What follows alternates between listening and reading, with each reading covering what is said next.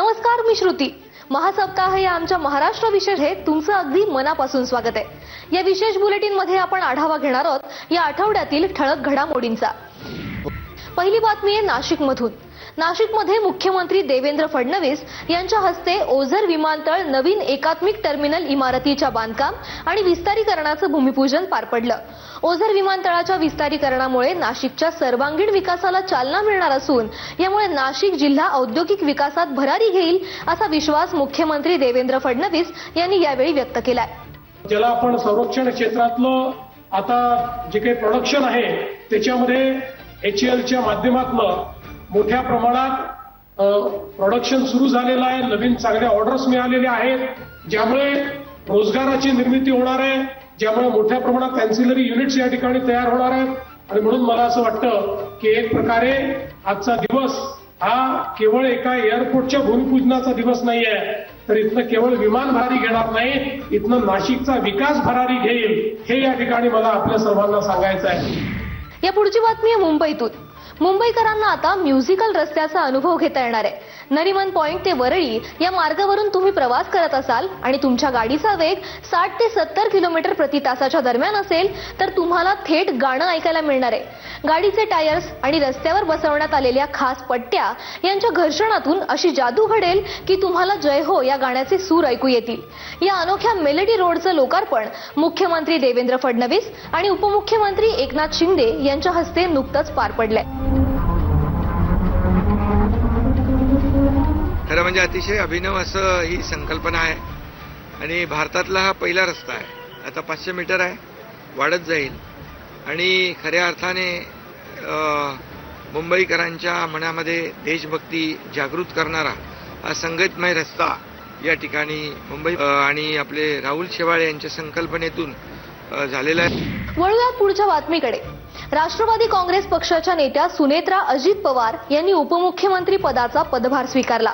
सुनेत्रा पवार यांना दिवंगत उपमुख्यमंत्री अजित पवार यांच्याकडील राज्य उत्पादन शुल्क, क्रीडा आणि युवक कल्याण तसंच अल्पसंख्याक विकास ही खाती देण्यात आली. याशिवाय पुणे आणि बीड जिल्ह्याच्या पालकमंत्री पदाची जबाबदारी सुद्धा त्यांच्याकडे सोपवण्यात आली आहे.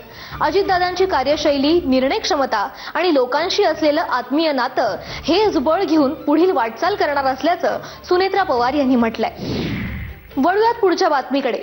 पशुसंवर्धन विभागाच्या वतीनं बीड जिल्ह्यातल्या परळी वैजनाथमध्ये 13 ते 15 फेब्रुवारी दरम्यान होणाऱ्या राष्ट्रीय स्तरावरच्या महापशुधन एक्स्पोच्या बोधचिन्हाचं अनावरण मुख्यमंत्री देवेंद्र फडणवीस आणि दोन्ही उपमुख्यमंत्री एकनाथ शिंदे आणि सुनेत्रा पवार यांच्या हस्ते पार पडलं.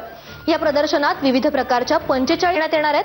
तसंच सुमारे हजारांहून अधिक विविध पशुपालक, पशुपालन विषयक क्षेत्रातले तज्ज्ञ, अभ्यासक आणि विद्यार्थीही प्रदर्शनात सहभागी होतील.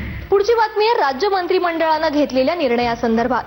नाबार्डकडून जलसंपदा प्रकल्प पूर्ण करण्यासाठी 15,000 कोटींचा दीर्घ मुदतीचं कर्ज घेण्यासाठी मुख्यमंत्री देवेंद्र फडणवीस यांच्या अध्यक्षतेखाली झालेल्या मंत्रिमंडळ बैठकीत मान्यता देण्यात आली आहे. यातून 57 अपूर्ण सिंचन प्रकल्प आणि 193 पूर्ण प्रकल्पांच्या वितरण प्रणालीमध्ये सुधारणा करण्यात येणार आहे.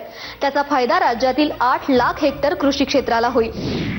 मंत्रिमंडळ बैठकीत घेतला गेलेला आणखी एक निर्णय जो इंदापूर तालुक्यातील औद्योगिक विकासाच्या दृष्टीने महत्वाचा आहे तो म्हणजे महाराष्ट्र राज्य शेती महामंडळाच्या रत्नपुरी मळ्यातील तब्बल 1000 एकर जमीन महाराष्ट्र औद्योगिक विकास महामंडळाकडे हस्तांतरित करण्याचा निर्णय मंत्रिमंडळानं घेतलाय.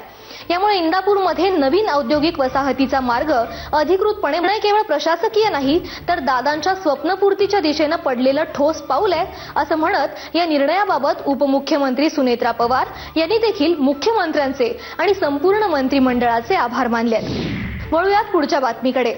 नवी दिल्लीतील कर्तव्य पथावर प्रजासत्ताक दिनी सादर झालेल्या महाराष्ट्राच्या चित्ररथानं देशात प्रथम क्रमांक पटकावला. लाडक्या गणरायाच्या उत्सवाचं दर्शन या चित्ररथाच्या माध्यमातून घडवण्यात आलं. याचं सन्मान चिन्ह आणि बहुमान मंत्रिमंडळ बैठकीनंतर मुख्यमंत्र्यांना प्रदान करण्यात आला. मुख्यमंत्र्यांनी चित्ररथाच्या यशाचं आणि चमूचं भरभरून कौतुक केलंय. या बातमीसह बुलेटिनमध्ये वेळ झाली इथेच थांबण्याची. ताज्या अपडेट्स जाणून घेण्यासाठी पाहत रहा ABP माझा.